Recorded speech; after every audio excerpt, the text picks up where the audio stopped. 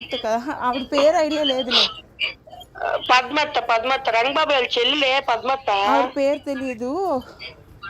ఆ, ఆ. ఎవరు వీళ్ళే తేజ. వాళ్ళ పిల్లలు ఆవిడ వీళ్ళకి ఫస్ట్ అందరూ కలిసి ఉండేవారు, ఏ ఫంక్షన్ అటెండ్ అయ్యేవారు. అలాంటిది వీళ్ళ క్యారెక్టర్స్ వీళ్ళ బిహేవియర్ అన్ని తెలిసిన తర్వాత మరి ఎందుకు వాళ్ళు దూరం అయిపోయారు అనుకుంటున్నావు? ఓకే ఇలాంటి వాళ్ళని తెలిస్తే వాళ్ళు దూరంగా వెళ్ళిపోయారు. ఓకే. నీకు విషయాలు ఏవి నీకు తెలియవు. అవును. చాలా మందికి తెలియవు. నాకు ఈ విషయాలన్నీ నాకు చెప్పేసరికి మణికాంత్ గారు నాకు టచ్ లో ఉంటాడు, బాగా ఓకే. మాట్లాడతాడు. నాకన్నా అది సేమ్ ఏజ్, కాకపోతే మణికాంత్ రమాకాంత్ మణికాంత్ కదా రమాకాంత్ మణికాంత్ అంట రమాకాంత్ నా మీద కొంచెం పెద్దోడు. ఆయన బాగా అంటాడు లేనని. చిన్నప్పటి నుంచి బాగా మేము అందరం కలిసి ఆడుకునే వాళ్ళు. చిన్నప్పుడు అందరం కలిసి ఉండేవాళ్ళం. ఏ ఫంక్షన్ అటెండ్ అయ్యి కదా, ఏ ఫంక్షన్ ఆడుకుని నేను తేజ కూడా, రమాకాంత్ రవితేజ అందరం కూడా సరదాగా ఉండేవాళ్ళు. సరదాగా అప్పుడు కూడా రమాకాంత్ దగ్గర కూడా నాతో ఎదవేసి వేసేవాడు తేజ గారు. అంటే చిన్నపిల్లలు అప్పుడు పట్టుకోవడం, లాగడం, పీకడం. Okay okay.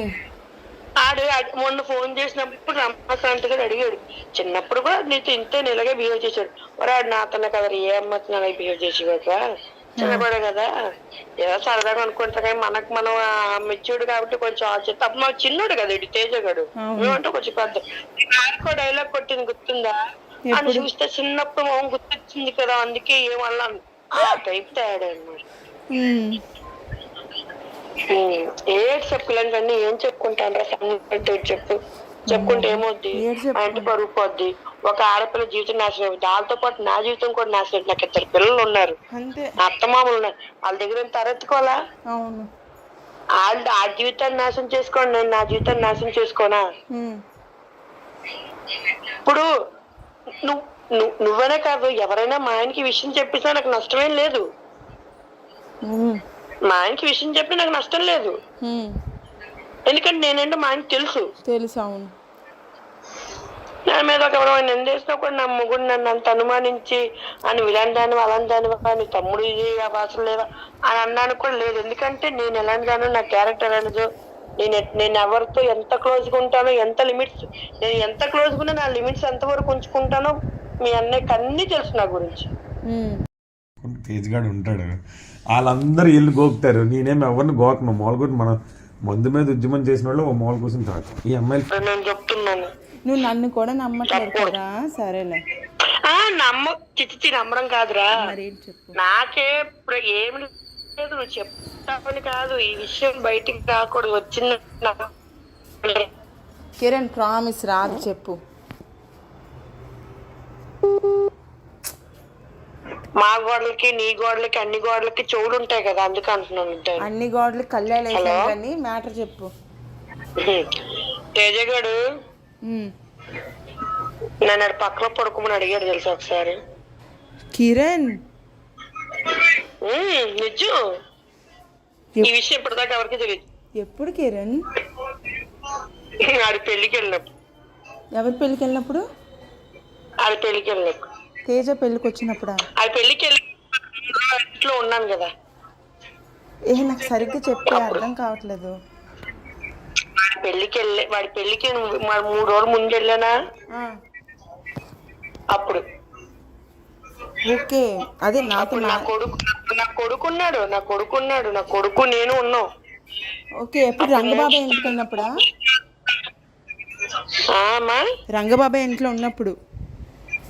రంగబాబాయ్ ఇంట్లో ఉన్నప్పుడు. అది అక్కడ వదిలింది కదా, ఇక్కడ పెందు పోయేది ఏమంటారు దాన్ని,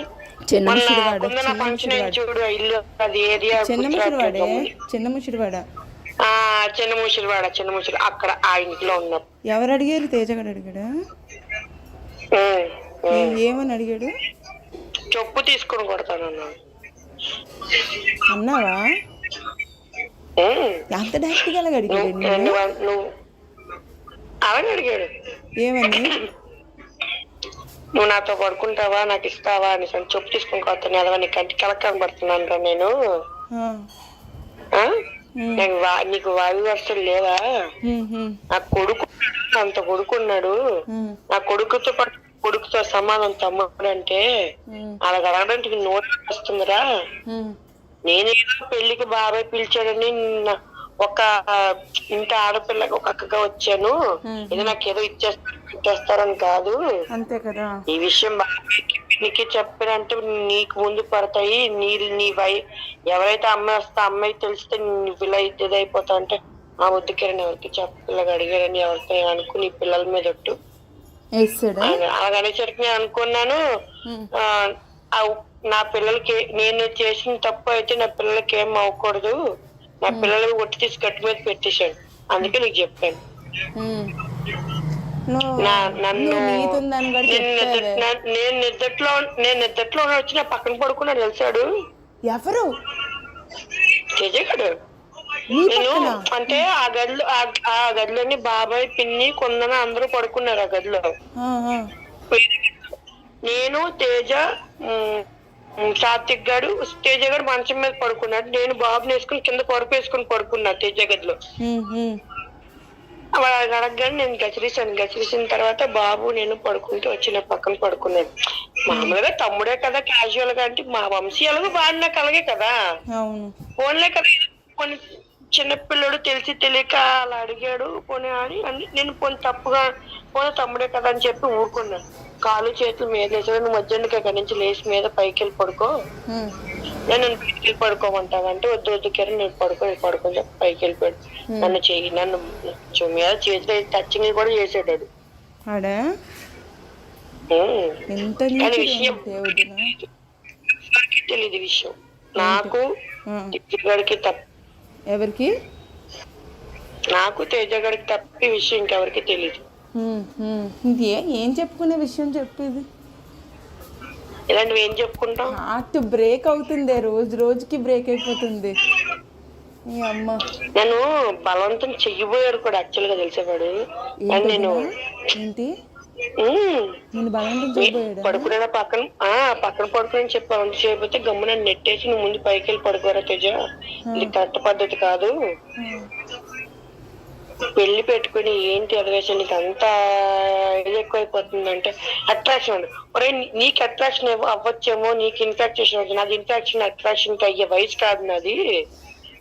నాకు పెళ్ళయింది, కొడుకున్నాడు, నువ్వైందని నాది అలాగా అనుకుంటా చాలా రాంగ్. లేకపోతే నీకు ఎవరు వైఫ్ ఎవరు వస్తుందో తనే నీకు అట్రాక్షన్ అయినా లవ్ అయినా అఫెక్షన్ అయినా ఏదైనా సరే. ఇంకా వేరే అమ్మాయిలు ఇలా వంకర గా చూడడం, వంకర ఆశయాలు చేయడం మానుకొని నువ్వు లైఫ్ లో బాగుంటే బాగుపడతావు, ఏదో పీకేద్దాం మురబొడిచేద్దాం అని ఇలా ఎదవేసలు ఇస్తూ శంకనాకిపోతావు. ఇంకా నేను వార్నింగ్ ఇచ్చాను ఆడికి. బ్రేక్ అయిపోతుంది, రోజుకి బ్రేక్ అయిపోతుంది అసలు. ఏడాలో పిచ్చి వచ్చిందల్లా నవ్వాలంటే ఏక అర్థం కావట్లేదు బాబు అసలు. మరి ఇప్పుడు నేను చెప్తే అర్థమైందా? హారికత అది రాసుకొని పూసుకోవడం, తినడం, మన దగ్గర 10 పత్తి కప్పులు మాట్లాడటం ఏమనుకుంటున్నావు? మరి అర్థమైపోయింది, వీళ్ళకి బాబీ వరుసలు లేవని అర్థం. నీకు విషయం చెప్పనా? పద్మత్ తెలుసా? పద్మత్తలు కొడుకులు చేసేద్దరు రవిను శ్రీ మణికా పేరేంటి మణికాంత్ రవితేజను మణికాంత్ లక్ష్మి అత్త కదా, ఆవిడ పేరు ఐడియా లేదులే. పద్మత్త రంగబాబు వాళ్ళ చెల్లిలే పద్మత్త, ఆవిడ పేరు తెలీదు. వాళ్ళ పిల్లలు ఆవిడ వీళ్ళకి ఫస్ట్ అందరూ కలిసి ఉండేవారు, ఏ ఫంక్షన్ అటెండ్ అయ్యేవారు. అలాంటిది వీళ్ళ క్యారెక్టర్స్ వీళ్ళ బిహేవియర్ అన్ని తెలిసిన తర్వాత మరి ఎందుకు వాళ్ళు దూరం అయిపోయారు అనుకుంటున్నావు? ఇలాంటి వాళ్ళని తెలిస్తే వాళ్ళు దూరంగా వెళ్ళిపోయారు. నీకు విషయాలు ఏవి నీకు తెలియవు, చాలా మందికి తెలియవు. నాకు ఈ విషయాలని నాకు చెప్పేసరికి మణికాంత్ గారు నాకు టచ్ లో ఉంటాడు, బాగా మాట్లాడతాడు. నాకన్నా అది సేమ్ ఏజ్, కాకపోతే రమాకాంత్ మణికాంత్ కదా, రమాకాంత్ అంట రమాకాంత్ నా మీద కొంచెం పెద్దోడు. ఆయన బాగా అంటాడులే, నన్ను చిన్నప్పటి నుంచి బాగా మేము అందరం కలిసి ఆడుకునే వాళ్ళు. చిన్నప్పుడు అందరూ కలిసి ఉండేవాళ్ళం, ఏ ఫంక్షన్ అటెండ్ అయ్యి కానీ ఏ ఫంక్షన్ ఆడుకుని నేను తేజ కూడా రమాకాంత్ రవితేజ అందరం కూడా సరదాగా ఉండేవాళ్ళు సరదాగా. అప్పుడు కూడా రమాకాంత్ దగ్గర కూడా నాతో ఎదవేసి వేసేవాడు తేజ గారు. అంటే చిన్నపిల్లలు అప్పుడు పట్టుకోవడం, లాగడం, పీకడం. Okay okay. మొన్న ఫోన్ చేసినప్పుడు రమాకాంత్ గారు అడిగాడు, చిన్నప్పుడు కూడా నీతో ఇంతే ఇలాగే బిహేవ్ చేశాడు. వాడు నాతోనే కదా ఏ అమ్మతో అలాగే బిహేవ్ చేసేవాక, చిన్నపడే కదా ఏదో సరదాగా అనుకుంటా. కానీ మనం మెచ్యూర్డ్ కాబట్టి కొంచెం ఆలోచన తప్ప. మాకు చిన్నోడు కదా ఇటు తేజ గడు, మేమంటే కొంచెం పెద్ద. డైలాగ్ కొట్టింది గుర్తుందా? అని చూస్తే చిన్నప్పుడు మొహం గుర్తు